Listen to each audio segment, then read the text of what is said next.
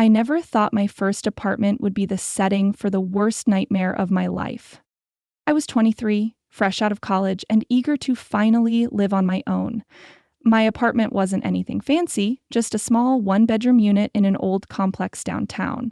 The building was run down, the walls were thin, and my downstairs neighbor, Mr. Hensley, gave me the creeps. But it was mine, and that's all that mattered. Or so I thought.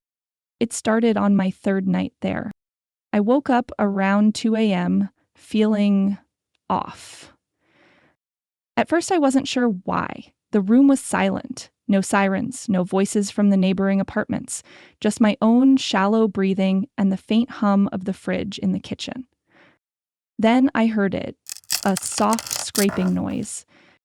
I held my breath. It wasn't coming from outside. It wasn't coming from the walls. It was coming from under my bed. I lay there, frozen, my heart hammering in my chest. I told myself it was nothing. Maybe a mouse, maybe just my imagination. But then I heard something that made my stomach drop. A slow, deliberate inhale. Someone was breathing under my bed. I shot upright, grabbed my phone, and turned on the flashlight. Silence. I hesitated, then, against my better judgment, I knelt down and peeked under the bed. Nothing. No dust, no storage boxes, nothing but empty wooden floorboards. I felt stupid. Maybe I had imagined it. Maybe I was just on edge from living alone for the first time. I crawled back into bed, pulling the covers up to my chin, and convinced myself it was all in my head. But it wasn't, because he was real. The next morning, I felt exhausted. I had barely slept, my mind replaying the noise over and over. I tried to brush it off as paranoia, but when I walked into my bedroom after making coffee, I stopped cold. There were footprints on the wooden floor. Bare, wet footprints leading from under my bed to my closet. I felt sick. I lived alone. No one else had a key. No one had been here. I ran to the closet, yanked open the door, and nothing. But my clothes had been shifted. Some of my shirts had fallen off their hangers. I wanted to leave. I wanted to get the hell out.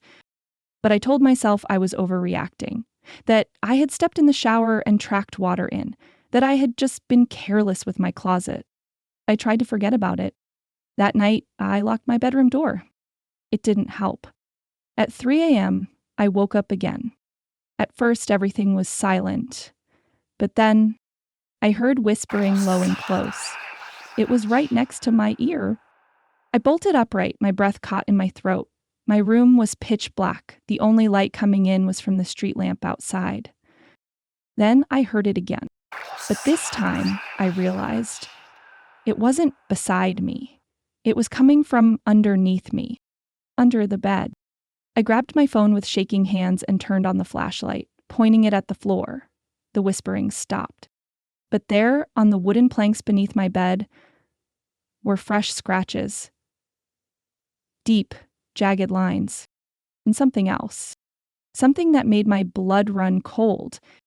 A small piece of blue fabric torn and stuck in the wood.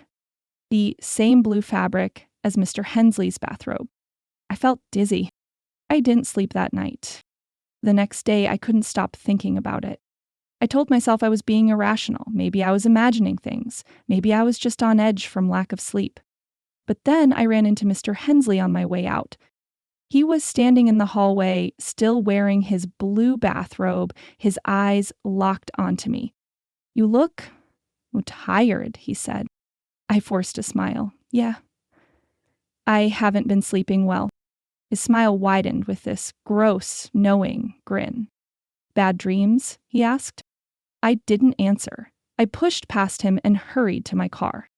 But that night, I didn't go home. I couldn't. Instead, I crashed at my friend's place, sleeping on her couch. It was the first time I had slept through the night in weeks. When I finally worked up the nerve to go back home, it was daylight. I felt safer. but then I saw it. My bed uh, was moved, not by much, just an inch or two, like someone had crawled out from underneath and pushed it back into place.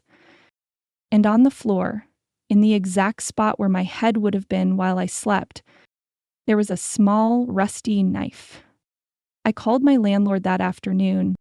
I told him I was breaking my lease. I didn't care about the fees. I was getting the hell out. He sighed, like he had been expecting the call. "You're not the first tenant to complain," he admitted. My stomach dropped.